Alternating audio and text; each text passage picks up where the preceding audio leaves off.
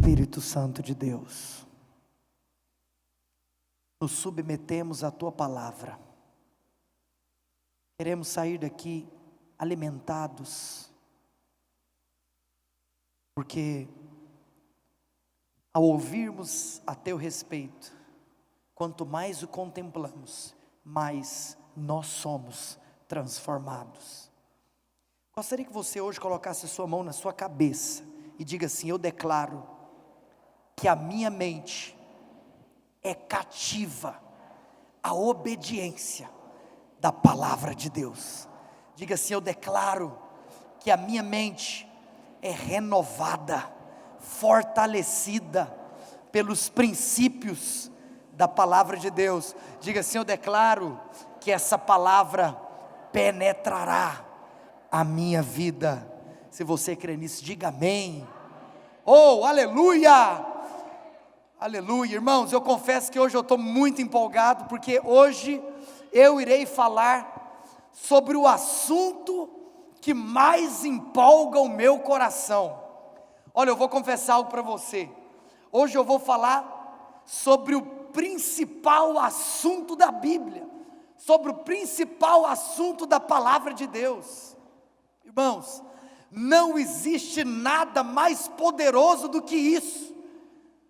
E essa semana, enquanto eu consultava o Espírito Santo, para que Ele me desse de fato uma direção do que compartilhar, do que ministrar, do que ensinar, de uma maneira muito clara, o Espírito Santo falou essa palavra para mim, e a palavra é o Evangelho de Deus. Diga comigo: o Evangelho de Deus. Olha, hoje eu quero soltar aqui, ao longo dessa ministração, algumas frases que eu tenho falado desde o início da nossa comunidade, e o meu intuito em repeti-las é que, como aquela expressão que nós vemos na palavra de Deus, é como se eu fosse seu pai e você fosse meu filho. Eu quero inculcar essas palavras na sua cabeça, de uma maneira espiritual aqui, como um pai espiritual, eu quero inculcar essas palavras. Então, algumas frases que eu vou falar durante hoje, a ministração, eu quero continuar falando essas frases por toda a minha vida, porque o Evangelho tem que ser inculcado na sua cabeça. Irmãos, eu acredito que se a Bíblia tivesse um coração, o coração da Bíblia é o Evangelho, porque toda a palavra de Deus, ela é arquitetada para esse ponto alto, para o cumprimento, para a eficácia da obra vicária de Cristo. Cristo ressurreto, antes de ser ressurreto, o Cristo crucificado. Irmãos, o Evangelho é nós olharmos para a obra que Cristo realizou no meu lugar e no seu lugar. E eu digo algo para você: quanto mais você ouve o Evangelho, quanto mais você se enche do Evangelho, mais você vai se empolgando em saber tudo aquilo que você tem por garantia, por ter se tornado filho de Deus. Você sabe que eu fico olhando algumas crianças, porque o interessante é o seguinte, que algumas coisas que para um adulto soaria como arrogância, a criança faz na mais sincera motivação. Então, você já viu que quando o adulto chega em um lugar, falando assim: você sabe quem eu sou? Eu sou o fulano de tal. Você sabe, com certeza isso gera ali naquele ambiente a desconfiança de que aquele homem que está chegando, dando essa carteirada, é um arrogante. Mas por outro lado, às vezes, na pura inocência, algumas crianças falam coisas parecidas como essa, mas eu não acredito que a motivação de uma criança é arrogância. Na realidade, é apenas a simplicidade do fato de que ela sabe quem ela é. Então, às vezes, você conversa com algumas crianças, e a criança vira e fala assim: você sabe quem é meu pai? Meus irmãos, acredite em mim, crianças que são filhos de pessoas importantes, ela sempre vai falar: você sabe quem é meu pai? Porque, em outras palavras, na cabeça dela isso não é arrogância, na cabeça dela isso é identidade. E é como se nós que somos chamados para pregar o Evangelho, é como se o que a gente quer inculcar na cabeça dos ouvintes é: você sabe quem é o seu pai? Será que você tem dimensão de quem que você é filho? Oh meu Deus do céu, projeta para mim o verso 16 do capítulo 1 da carta de Paulo aos Romanos. Eu ia falar evangelho, não é o evangelho, mas você sabe que alguns estudiosos chamam o livro de Romanos de o quinto evangelho. Mas obviamente não é um evangelho como os outros, no sentido de não ser uma biografia dos dias de Jesus na terra. Mas eu confesso para você que o livro de Romanos é um dos meus livros preferidos de toda a palavra de Deus, porque em Romanos eu acredito que nós temos o ápice da revelação divina. Diga assim comigo: em Romanos, diga mais alto, em Romanos, nós temos o ápice da revelação divina. Então, eu quero desde já instigar você, eu quero incentivar e inspirar você, para que você se apaixone por esse livro, o livro de Romanos. Hoje inclusive eu quero navegar nesse livro, eu quero hoje fazer um panorama geral aqui, dos 8 primeiros capítulos do livro de Romanos. Olha irmãos, se existe algo que nós sempre ensinamos, é que em todos os livros da Bíblia, você tem no capítulo 1 desse livro, o versículo central daquele livro. Diga assim: todos os livros, no capítulo 1, você tem o versículo central daquele livro. E o versículo central do livro de Romanos é, verso 1:16, Romanos 1:16. Isso. Pois não me envergonho do Evangelho. Isso aqui é o versículo central do livro, que carrega no seu conteúdo o ápice da revelação da divindade. Paulo fala: eu não me envergonho do Evangelho. Sabe por quê? Porque o Evangelho é o poder de Deus. Diga comigo: o Evangelho é o poder de Deus. Olha aqui para mim, algumas pessoas ficam caçando o poder. Aonde que está o poder? O poder de Deus, aonde que está? Como é que faz? Porque eu quero o poder, o poder, o poder. Você quer o poder? Eu quero te contar o que é o poder. O Evangelho é o poder de Deus. Olha, você me perdoa porque eu fico muito empolgado falando do Evangelho, porque o Evangelho é a mensagem da minha vida. A mensagem da minha vida é o Evangelho. Eu quero fazer um desafio para você. Eu amo estudar a biografia dos grandes avivalistas. E todos os grandes avivalistas, eles concluem no fim da sua vida, de que não há nada mais profundo do que o Evangelho. Porque eu e você estamos aqui por causa do Evangelho. Que o Senhor levante homens como Paulo, que fala: eu não me envergonho do Evangelho. Que nós sejamos um povo que nós não nos envergonharemos do Evangelho. Que você, no seu trabalho, não se envergonhe do Evangelho. Que você, perante às vezes parentes, familiares que talvez não conhecem o Senhor, que você não se envergonhe do Evangelho. O Evangelho é o poder de Deus. O poder de Deus está no Evangelho. O Evangelho é o poder para a salvação de todo aquele que crê, primeiro do judeu e também do grego. E aqui Paulo aponta o grego, simbolizando todos os gentios, porque a salvação está no Evangelho. Oh, irmãos, eu amo quando os grandes mestres na palavra sempre afirmam que talvez aquilo que para uma pessoa é o mais elementar das Escrituras Sagradas, na realidade carrega nela a verdade mais profunda a respeito de Deus. O Evangelho não é o assunto mais elementar, no sentido de ser o mais raso. Na realidade, o Evangelho é o assunto mais profundo da Bíblia. Nada na Bíblia é mais profundo do que o Evangelho. E todas as outras coisas que estão na palavra de Deus estão para apontar para o Evangelho. Porque o Antigo Testamento todo é uma preparação para o Evangelho. Depois, tudo aquilo que é dispensado através da doutrina ensinada, através das epístolas no Novo Testamento, são para que haja uma explanação do Evangelho. Em outras palavras, olha, você que recebe o Evangelho, você agora recebe também uma nova maneira de viver.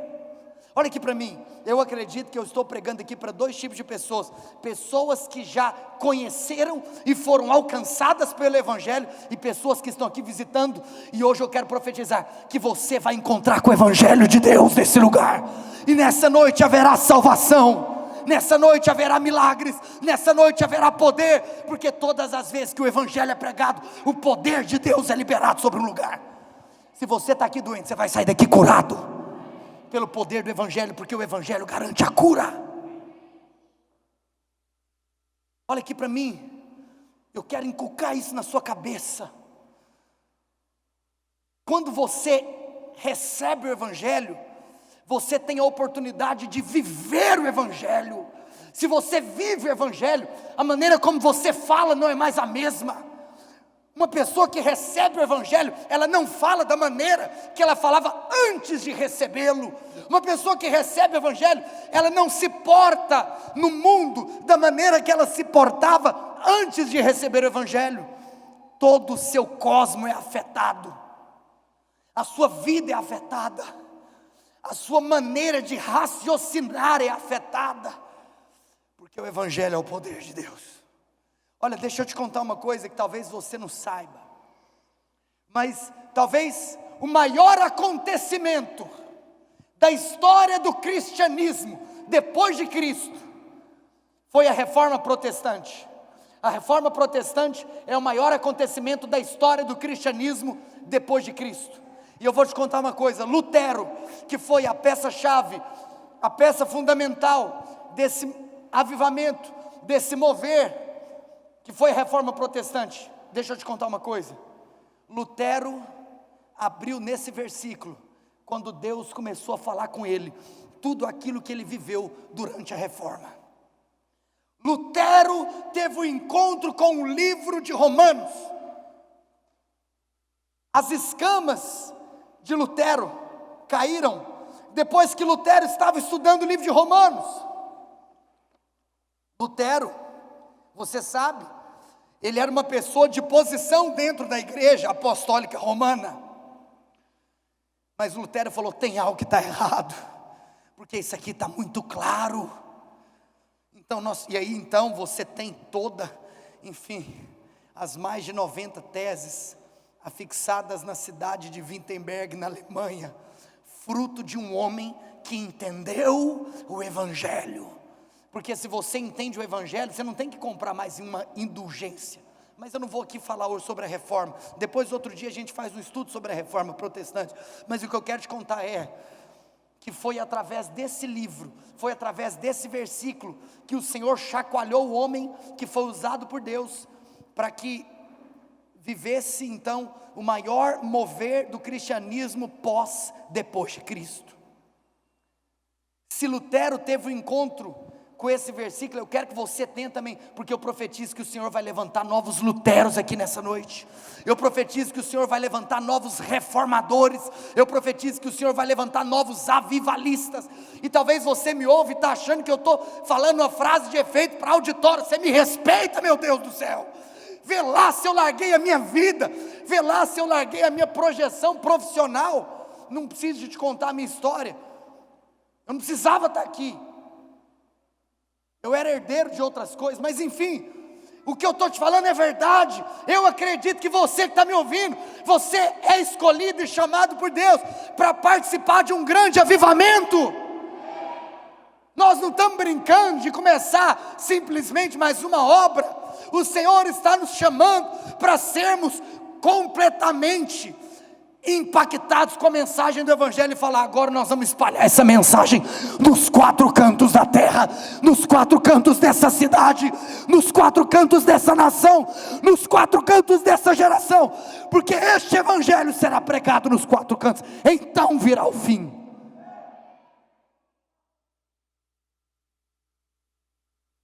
Nós não nascemos de novo para viver uma vida medíocre. Eu quero te contar uma coisa. Olha, se ninguém nunca te contou, hoje eu vou te contar. A sua profissão é só uma desculpa. Através dela, como eu te ensinei aqui no nosso momento de contribuição, você será abençoado por Deus, glória a Deus por isso. Mas eu quero te contar, você não trabalha lá na sua empresa simplesmente apenas para receber o sustento da sua família. Você trabalha lá porque lá será a plataforma que Deus vai usar para que você cause uma revolução na sociedade. Quando eu falo de influenciar a sociedade, sabe o que eu estou falando? De espalhar o Evangelho nos 4 cantos da sociedade. Porque aonde o Evangelho passa, inevitavelmente haverá uma reforma social. Olha, eu quero, diante de Deus eu te digo isso, eu tenho fé que eu esteja aqui pregando para os maiores avivalistas que Deus vai levantar nessa próxima geração. Eu quero profetizar que você vai muito mais longe do que eu quero profetizar que você vai pisar em lugares que eu não pisei, eu quero profetizar que você vai pregar em cidades que eu não preguei, você vai pregar em nações que eu não preguei. Eu profetizo isso em nome de Jesus. Eu só quero ser usado por Deus para que você se apaixone por aquilo que eu me apaixonei pelo Evangelho. Sabe o que é poderoso? Quando você vai lá para a grande comissão, olha, você tem que entender até a ênfase que Jesus dá. Quando ele fala, ide portanto e pregai, Jesus ainda nos conta o que ele mais quer que nós preguemos: pregai o Evangelho. Jesus podia ter falado, pregue a Bíblia toda, e nós temos que pregar a Bíblia toda, mas Jesus fez questão de enfatizar: o que mais tem que sair da nossa boca é o Evangelho. Evangelho. Olha, deixa eu te contar uma coisa. Eu acredito que existem muitos temas que nós devemos abordar nesse púlpito. Eu acredito que muitos estudos de muitas áreas da vida humana, conforme a palavra de Deus, devem ser ensinadas nesse púlpito. Mas de tempos em tempos, a coisa que eu mais quero falar aqui é o Evangelho, o Evangelho, o Evangelho, o Evangelho.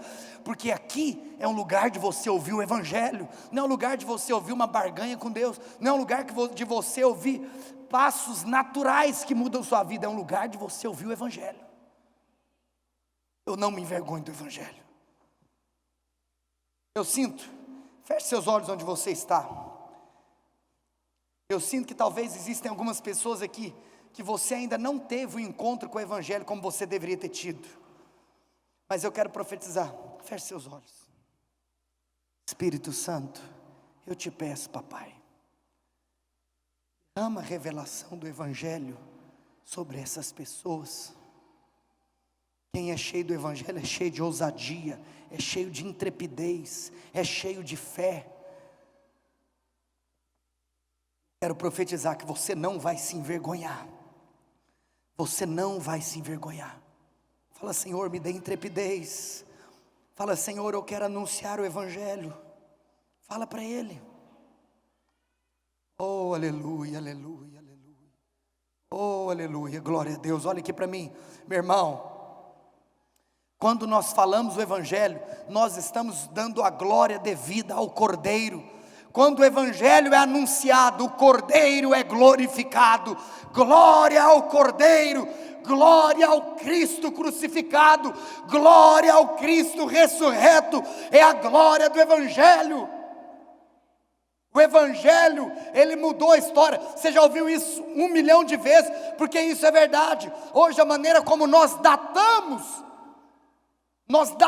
a sociedade. Hoje é dia, que dia que é hoje? Que dia que é hoje? 2, né? 2 de maio de 2021 anos depois do Evangelho, depois de Cristo. O Evangelho, ele tem o poder de dividir a história da humanidade. O Evangelho teve o poder de dividir a história da sua vida. Ô meu irmão, você tem dimensão do que é o poder do Evangelho? Quando Lutero viu isso aqui, ele falou: meu Deus do céu, sabe aquelas 5 solas da reforma protestante? Somente as escrituras, somente a fé, somente a graça, somente a Cristo, e glória somente a Deus. Essas são as 5 solas da reforma. É o Evangelho, o Evangelho. Quando você olha para o Evangelho, você percebe que tudo é pela fé, que tudo está na palavra, que tudo é de graça, e que quem é glorificado é só Cristo e a glória é só de Deus. Isso é o Evangelho. Mas olha aqui para mim, para eu desenvolver aqui um raciocínio curto, mas poderoso, eu quero te dizer que Paulo então, quando ele vai parar para escrever o livro de Romanos, Paulo decide fazer algo que ele ainda não tinha feito. É interessante porque Paulo escreve esse livro em uma fase específica da vida dele, onde ele estava até mesmo se preparando para um dia ir a Roma. Paulo não tinha ido a Roma ainda. Sabe, até mesmo no livro de Atos nós temos ali as 4 viagens missionárias do apóstolo Paulo. E nessa fase então que antecedeu a última viagem missionária de Paulo, dessas que estão descritas para nós, né? Claro que eu sei que ele fez dezenas de viagens missionárias, mas estou aqui me referindo daquelas que nós vemos uma citação específica na palavra. Paulo então, ele medita para escrever para o povo romano, e ele decide fazer algo que ele ainda não tinha feito. Ele decide então fazer de maneira sistemática uma explanação sobre o Evangelho. Diga assim: o livro de Romanos é uma explicação sistemática de Paulo sobre o Evangelho. Então olha aqui para mim, você vem comigo aqui nessa história. Dos capítulos, eu quero destacar aqui 4 partes, que vão do capítulo 1 até o capítulo 8 do livro de Romanos. A primeira parte contempla os 3 primeiros capítulos, Romanos 1, Romanos 2 e Romanos 3. Nos 3 primeiros capítulos de Romanos, Paulo então nos traz uma mensagem. A mensagem é que todo homem é um pecador. Diga assim: todo homem é um pecador. Olha aqui para mim, Paulo, ele divide então os pecadores em 3 classes: os pecadores maus, os pecadores moralistas e os pecadores religiosos. Sabe o que é isso? Eu vou te contar. Os pecadores maus são aquelas pessoas que talvez cometem as piores atrocidades, talvez aquelas atrocidades que de fato escandalizam a sociedade, ou aqueles atos que qualquer pessoa fala: rapaz, se um homem é capaz de fazer isso aqui, então esse homem é pecador. Estes são os pecadores maus. Paulo fala: existem pessoas que são pecadores maus. Por outro lado, existem algumas pessoas que quando olham para esses pecadores maus, eles começam a achar que eles não são maus.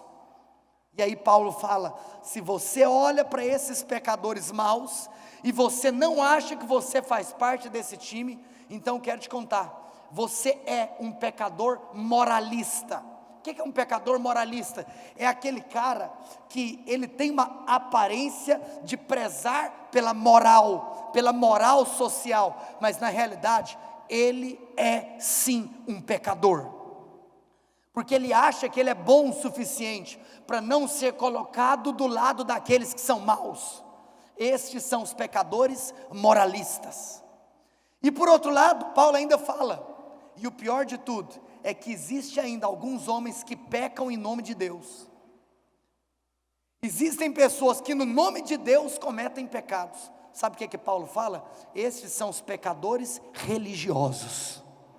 Ou seja, quando Paulo então traz essa explanação sobre as 3 classes de pecadores, os pecadores maus, os pecadores moralistas e os pecadores religiosos, em última análise, não salva ninguém, porque em alguma dessas 3 classes eu e você estávamos. É por isso que Paulo então, ele vai encerrar o raciocínio lá no capítulo 3, Eu gosto do versículo 23, se eu não me engano, do capítulo 3, que é um versículo que nos mostra muito o encerramento desse raciocínio de Paulo. Olha só, aí Paulo então, no verso 23, quase acabando o capítulo, Paulo fala o seguinte, capítulo 3, livro de Romanos: pois todos. Lembra que um dia eu virei aqui na nossa igreja e falei, gente, é o seguinte, a Bíblia não é como eu e você, que não somos claros quando nós usamos alguns termos. Já viu que o ser humano ele tem a mania de generalizar, já viu isso? Então às vezes você fala, todo mundo isso e aquilo, mas na realidade não é todo mundo coisa nenhuma. Ninguém me escuta, ninguém, tadinho, ninguém, nem sua mãe. Ô filho, presta atenção. Agora, olha aqui para mim, quando a Bíblia fala ninguém, é ninguém mesmo. A Bíblia não generaliza como nós seres humanos fazemos, de uma maneira leviana. A Bíblia é perfeita. Então quando a Bíblia fala todos, meu amigo e minha amiga, realmente são todos mesmo. Em outras palavras, ou você é um pecador mau, ou você é um pecador moralista, ou até você está aí em nome de Deus pecando, você é um pecador religioso. Todos pecaram e carecem da glória de Deus. Ou seja, quando você para meditar sobre o Evangelho, a primeira coisa que inevitavelmente você reconhece é: eu sou um pecador. Não tem como alguém aceitar a mensagem do Evangelho e não reconhecer o seu estado. Não tem como alguém dizer que ele aceita a verdade absoluta e confrontante do Evangelho e não se vê como alguém que necessita da glória de Deus. Eu e você necessitamos, padecemos, somos carentes da glória de Deus. Por quê? Porque nós éramos pecadores, porque nós nascemos pecadores. Primeira coisa então, quando você tem um encontro com o Evangelho é: cara, eu nasci pecador, eu fui feito pecador. Mas a notícia é boa, e aí é engraçado porque, olha, você trazer uma notícia boa para quem é mau, vou te contar uma coisa, normalmente as pessoas más, elas nunca vão receber notícias boas. Apenas o Evangelho tem o poder de trazer uma boa notícia para alguém que é mau. Graças a Deus. E a notícia boa do Evangelho é o seguinte: olha, você que era pecador, se você aceita o Evangelho, você deixa de ser pecador e agora você é declarado justo. Justa. Olha aqui para mim, presta atenção, você vai acompanhar meu raciocínio. Já estou na metade do raciocínio nessa segunda parte, são só 4. A primeira coisa então, capítulo 1, 2 e 3, livro de Romanos: todos os homens pecaram e carecem da glória de Deus. Todos são pecadores, sejam maus, moralistas ou religiosos, mas não salva nenhum. Todos são pecadores. Mas se você reconhece que é um pecador e você recebe o Evangelho, aí Paulo tem uma boa notícia. Capítulo 4 e capítulo 5 do livro de Romanos. A boa notícia, coloca para mim 5 verso 1. Eu gosto de como Paulo começa o capítulo 5. O início do capítulo 5, já ele agora te falando: olha, se lá no capítulo 3, no verso 23, eu te disse que todos pecaram e carecem da glória de Deus, agora aqui, filho, filha, no capítulo 4, no capítulo 5, eu tenho uma boa notícia, porque só o Evangelho tem o poder de trazer uma boa notícia para quem é mau. E a boa notícia é: justificados, pois, mediante a fé, temos paz com Deus, por meio do nosso Senhor Jesus Cristo. Olha, eu vou te falar uma coisa, se talvez você ainda ache isso básico ou elementar, é porque você não entendeu o quão profundo é o Evangelho. Irmãos, deixa eu te contar uma coisa, nós precisamos aprender a derramar lágrimas, simplesmente por termos ouvido a mensagem do Evangelho. Você sabe, eu vou abrir meu coração com você.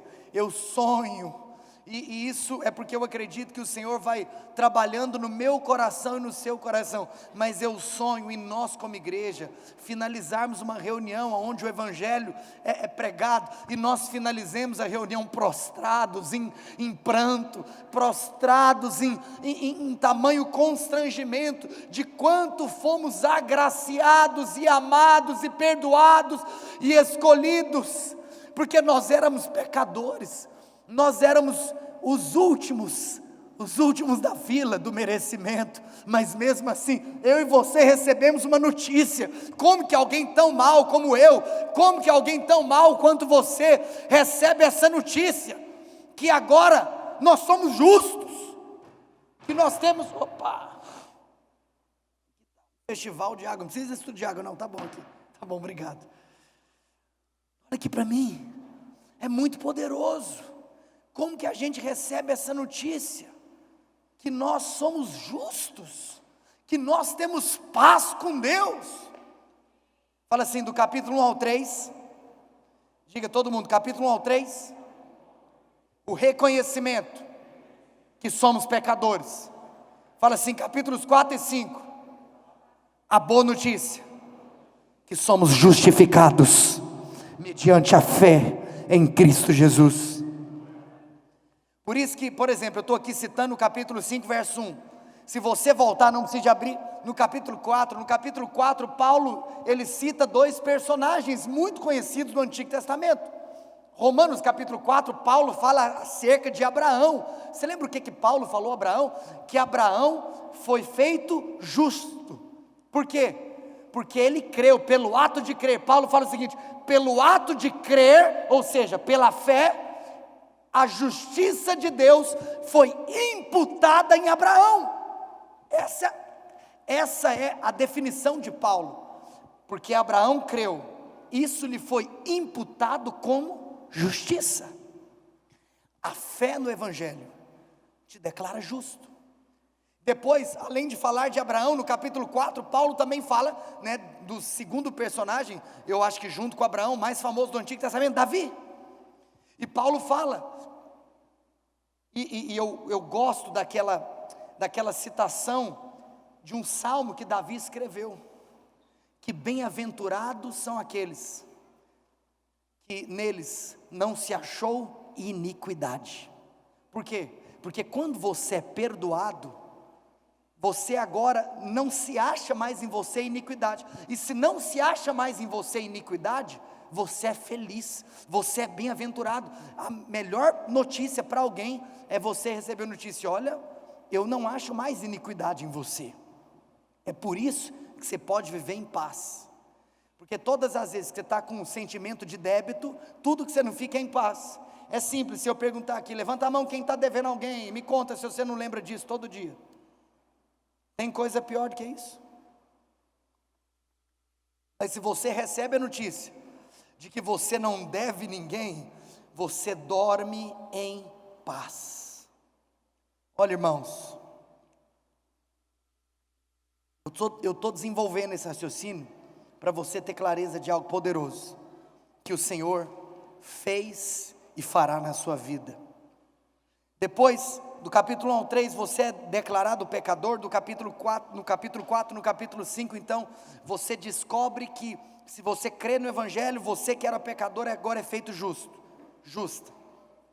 Nos capítulos 6 e 7, eu quero agora, nesse exato momento, eu profetizo revelação sobre os capítulos 6 e 7. Coloca a sua mão na posição de quem recebe. Tem pessoas que precisam sair daqui com a revelação de Romanos 6 e Romanos 7. Espírito Santo, eu libero agora um espírito de revelação sobre os capítulos 6 e 7 do livro de Romanos, agora em nome de Jesus. Olha aqui para mim. Sabe por quê que alguns irmãos ainda vivem uma vida escravizadas pelo pecado? Por falta de revelação de Romanos 6 e 7.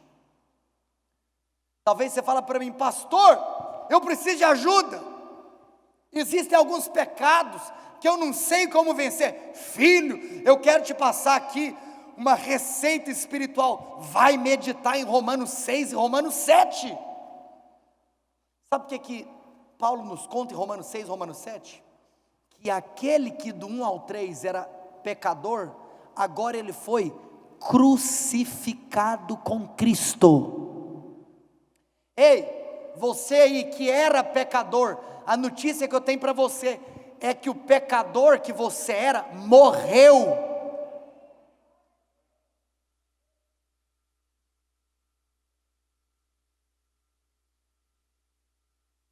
Você fala, pastor, mas eu ainda peco, sim ou não? Sabe por que você ainda peca? Por falta de revelação. Vou falar uma coisa aqui muito forte que eu posso ser mal interpretado, mas não é essa a intenção do meu coração. Você pode raciocinar o seguinte, vem comigo agora que o que eu vou falar é forte. Alguém pode raciocinar assim, olha, eu ainda peco, porque eu ainda tenho o meu corpo, eu ainda tenho a carne, e o pecado habita nessa carne, então enquanto nós ainda tivermos essa carne humana, nós ainda vamos pecar. Esse raciocínio está certo? Em um aspecto sim, porque quando você tiver o corpo no estado de glória, onde você tiver de fato o corpo glorificado, você não vai pecar mais. Mas tem uma coisa, não é porque você ainda possui a carne no seu corpo que você peca por falta de revelação de que essa carne já foi crucificada na cruz com Cristo. Então é como se na hora que o pecado bater na sua porta e a carne gritar com vontade de pecar, se você tiver revelação que esse corpo que ainda tem carne foi crucificado, você vai vencer o pecado. Por isso que Paulo vai falar tanto no capítulo 6, filho, você não serve mais o pecado como escravo, o seu velho homem já está morto. Meu Deus do céu, eu profetizo, você vai ter revelação disso. Olha, por isso que o capítulo 6 é o principal capítulo da Bíblia que trata sobre a libertação do pecado. E o capítulo 7 é o principal capítulo da Bíblia que trata sobre a libertação da lei. A força do pecado é a lei. Então pecado e lei vão andar junto. Porque quanto mais legalista uma pessoa é, mais em pecado ela vai cair. Seu velho homem já foi crucificado. Vou te contar uma coisa, olha aqui para mim. Ouvir uma palavra profética é bom ou não é? Vou falar uma coisa que isso mostra o quanto nós precisamos ter revelação do Evangelho. Vamos supor que hoje eu chamasse um pregador de fora. E esse pregador de fora, ele flui no dom profético. E aí ele vira e começa a apontar o dedo para algumas pessoas e fala, você aqui, segunda cadeira, ai meu Deus do céu. Gente, nessa hora, se ele apontou para o seu rumo, já dá um frio na barriga. É ou não é? Eu estou errado ou não? Deixa eu te contar uma coisa. Isso é poderoso, glória a Deus, e isso edifica o corpo de Cristo. Mas olha aqui para mim. Não é apenas por receber uma palavra profética, ou quando talvez, vou dar um outro exemplo, você já viu quando você tem lá aquele caderninho cheio das promessas que Deus já te fez ao longo da sua vida? Não sei, tem gente que tem isso, tem ou não tem? Tem gente que começa a escrever, a anotar, né? Eu estou falando caderninho, mas hoje em dia é aqui o caderninho, né? É o bloco de notas. Você começa a lembrar das promessas que Ele te fez, e aí você acha que quanto mais você medita na palavra profética ou na promessa que é recebida, mais seu coração se enche de fé. Pois eu quero te contar uma coisa, o Evangelho, ele é mais poderoso do que qualquer palavra profética que você pode receber, porque qualquer palavra profética que você pode receber, ela é oriunda do Evangelho. A notícia que mais deve fazer o nosso coração pegar fogo é o Evangelho. É como se, eu vou te dar um exemplo, ao sair desse culto, tem que ser o dia que seu coração mais tem que sair em chamas, é você receber a notícia que seu velho homem morreu, e que você pode virar para o pecado e dizer não, porque agora é Cristo que vive dentro de você. Já não sou eu mais quem vivo, mas agora Cristo vive em mim, aleluia, porque nós fomos, pois, sepultados, Romanos 6, verso 4, nós somos sepultados com Ele na morte, no dia que nós nos batizamos, para que assim como Cristo, que ressuscitou dentre os mortos, assim também andemos nós em novidade de vida. Se você tiver revelação disso, revelação do Evangelho, quando você ouve o Evangelho, a fé brota no seu coração. Você não precisa de receber uma palavra profética especial, ou lembrar de uma promessa especial que você recebeu, glória a Deus por elas. Mas o Evangelho já é tudo que há de especial que você possa ouvir, para que você saia com a fé no seu coração, de que áreas que talvez você precisa de uma intervenção divina, você receberá, de que áreas que talvez você ainda reconhece a necessidade de uma transformação, você verá a transformação, porque sabe sabe um versículo que eu amo, que ele é a cara do Evangelho? Aquele que começou a boa obra na sua vida, ele é fiel para terminar. Eu quero dizer algo para você: você não será uma obra inacabada de Deus, não. Ele vai terminar o que Ele começou na sua vida. Eu quero profetizar que pessoas vão sair daqui libertas hoje de cadeias de pecado. Pessoas que talvez vivem tentando se livrar de uma circunstância que talvez te leva para o pecado. Meu irmão ou minha irmã, você tem que ter revelação de que você já foi crucificado com Cristo. Fala, pastor, o que eu tenho que fazer? Você não tem que fazer nada, você só tem que me ouvir e acreditar. Tem gente que acha que a liberdade vai vir através daquilo que você faz. Meu filho, a liberdade vem através da revelação do que Cristo fez. É por isso que Paulo fala, você tem que ser liberta da lei, porque não é uma questão do que você faz, é uma questão do que Cristo fez. Se você tem revelação do que Cristo fez, você vai usufruir de transformação no seu caráter. Esse é o Evangelho. Gente, você tem que entender que quando você chega em Romanos 8, Paulo vai começar uma conclusão de um raciocínio.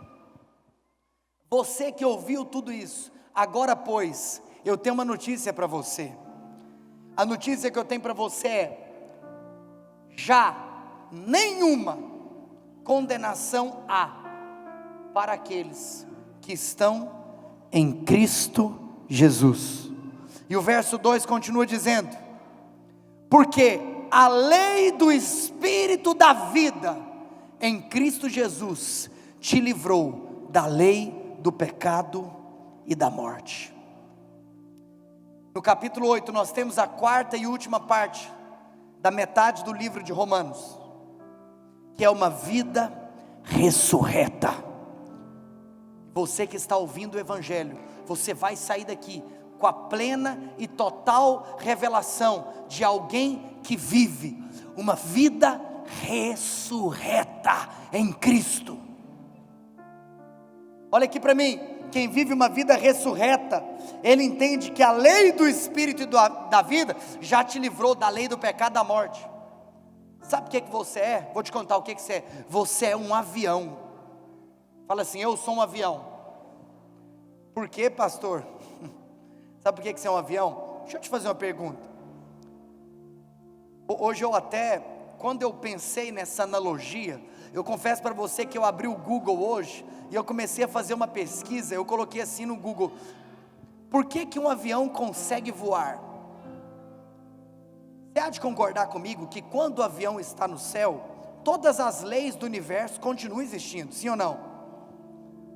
Então alguém pode pensar que se você der um pulo aqui, você não vai flutuar no céu, você vai cair, sim ou não? Por uma lei física.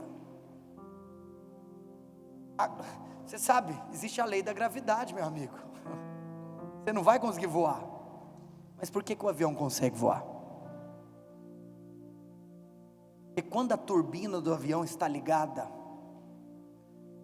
aquilo que é produzido através da turbina ligada, faz com que agora não apenas a lei da gravidade haja sobre o avião.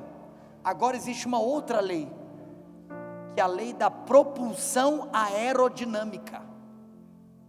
E a lei da propulsão aerodinâmica, ela ativa a terceira lei de Newton, de ação e reação. E aí então é o seguinte, não é que agora o avião não tem mais a lei da gravidade atuando sobre ele, é porque ele não tem apenas a lei da gravidade, é que agora existe atuando sobre o avião uma lei superior à lei da gravidade. Pela lei da gravidade esse avião tem que cair, mas pela turbina ligada, a lei da propulsão aerodinâmica ativando a lei da ação e reação por essa força, faz com que ele permanece no ar.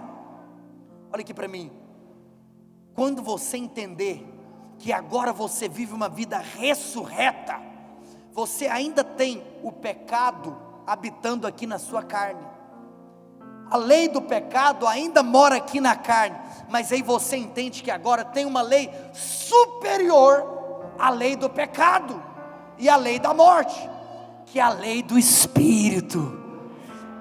O Espírito mora dentro de você, então agora existe uma lei superior à lei da morte, é a lei da vida, superior à lei do pecado, é a lei do Espírito. Então, meu querido, isso é um avião.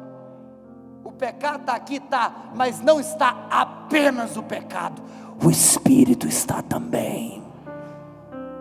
O Espírito está também. E se o Espírito está, my friend, se o Espírito está, aí você vive uma vida ressurreta. E aí vai lá para o verso 31, e agora você vem comigo. E eu não falei no começo da palavra, porque eu preparei para falar agora. Você vai apertar o cinto onde você está, porque nós vamos decolar em uma revelação.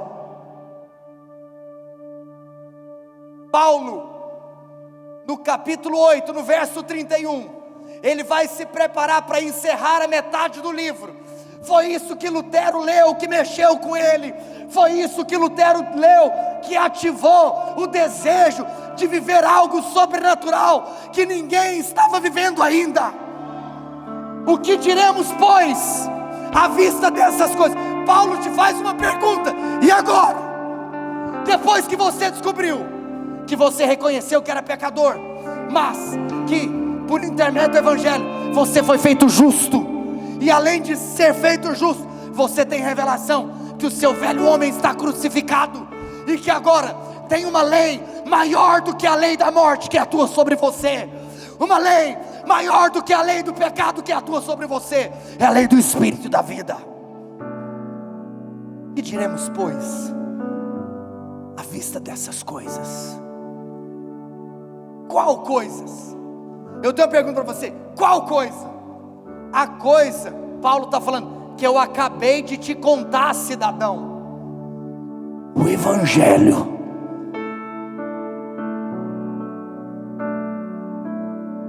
Que diremos, pois, à vista dessas coisas? Depois que você ouve o Evangelho, e agora? Paulo está falando, começa a me responder algumas perguntas. Você que entendeu o Evangelho, eu quero que você me responda algumas perguntas. A primeira pergunta, você que ouviu o Evangelho, me conta, se Deus é por nós, se Deus é por nós,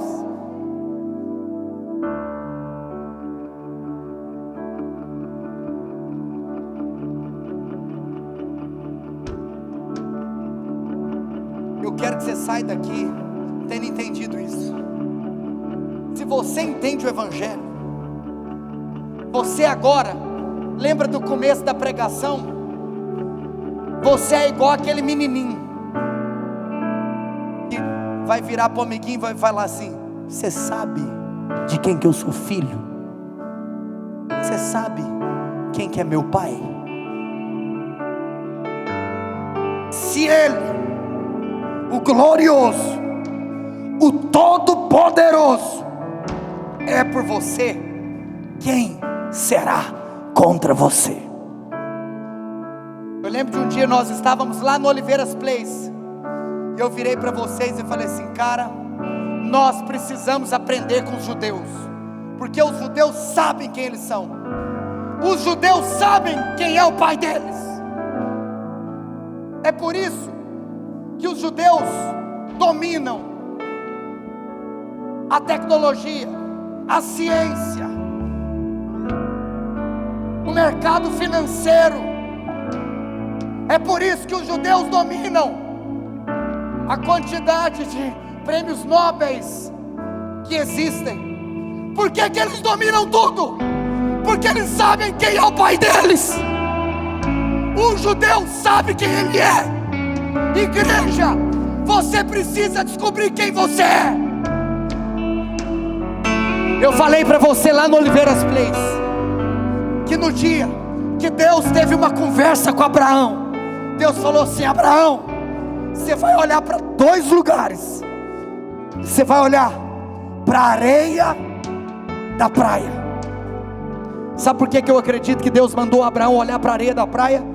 Porque eu acredito que a areia da praia aponta para os judeus, que são os filhos de Abraão da terra, os filhos de Abraão terrenos.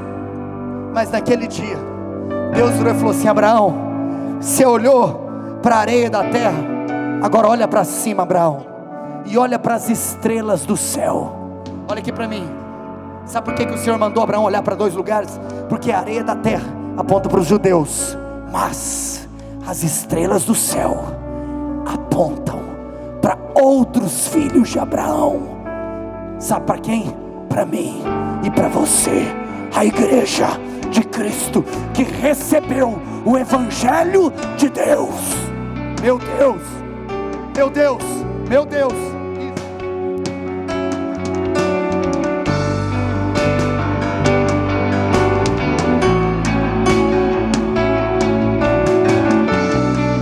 Ei, você tem que descobrir o que os judeus já sabem: quem é seu pai.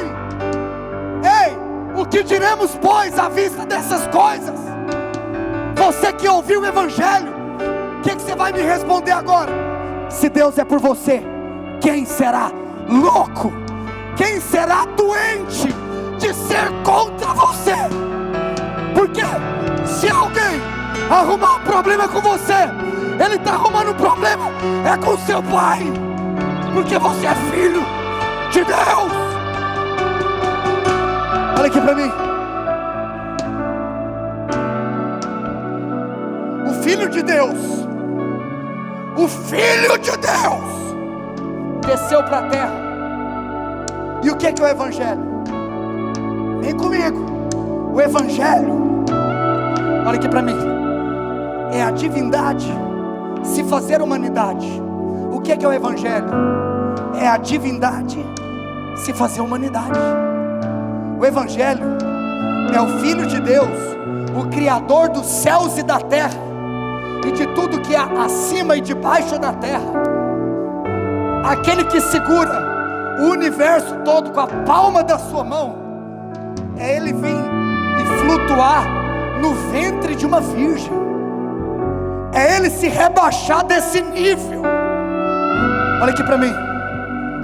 Aí Ele, que era Filho de Deus, se transformou em filho de Maria, para que o Vinícius, que é filho da Valéria, se transformasse em filho de Deus. Esse é o Evangelho. Eu sou filho de Deus. Sabe por quê? Porque Ele se fez filho de homem, para que os filhos de homens fossem feitos filhos de Deus, a saber, aos que creem no poder do Evangelho de Deus.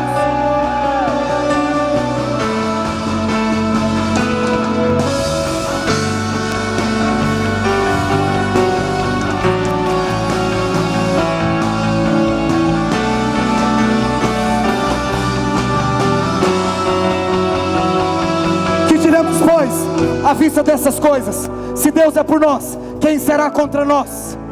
E aquele que não poupou o seu próprio filho, por amor de mim e amor de você, antes por todos nós pelo Vinícius, pela Érica, pelo Gabriel, pela Yasmin, pelo Caio, por todos nós o entregou.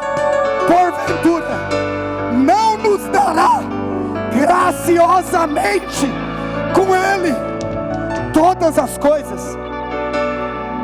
Cadê? Quem está doente aqui? Quem está doente aqui? Levanta a mão. Quem está doente aqui? Tem alguém doente aqui? Cadê? Está doente? Tá? Sarou. Olha aqui para mim. Ok. Se Ele não negou o seu filho, Ele vai negar a cura? Quem que não pode ter filho aqui? Se Ele não negou te fazer filho, Ele vai te negar te fazer pai. Ele não poupou o próprio filho, Ele vai te dar tudo de graça. Olha aqui para mim. Nós vamos cantar para ceiar, para encerrarmos hoje. Segura.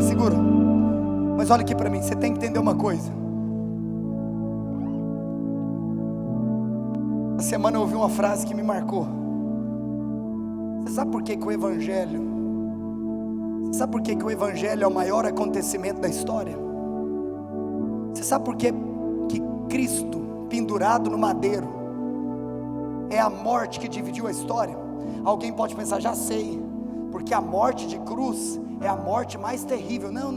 Quero te contar que existiram mártires que morreram de uma maneira ainda mais dolorosa do que a cruz. Existem pessoas, irmãos, que passaram por tantas atrocidades, que eu quero te contar uma coisa. Fisicamente, por mais que deve ter sido difícil e duro, mas a morte de Jesus na cruz não foi o evento mais catastrófico do ponto de vista de dor natural, embora tenha tido muita dor. Mas o poder do negócio não está apenas em como morreu, mas o poder do negócio está em quem morreu. Sabe por quê? Porque lá naquele monte, Gólgota, caveira, não estava pendurado naquela cruz o Manuel da Silva. Quem estava pendurado no madeiro era o Emanuel. Não foi o Manuel, foi o Emanuel, o Deus conosco. Foi Ele que foi para aquela cruz, o próprio Deus. Meu amigo, acabou. Esse foi o evento mais marcante da história da humanidade, porque nada é mais poderoso do que o Evangelho. Se você ama o Evangelho, fique de pé onde você está.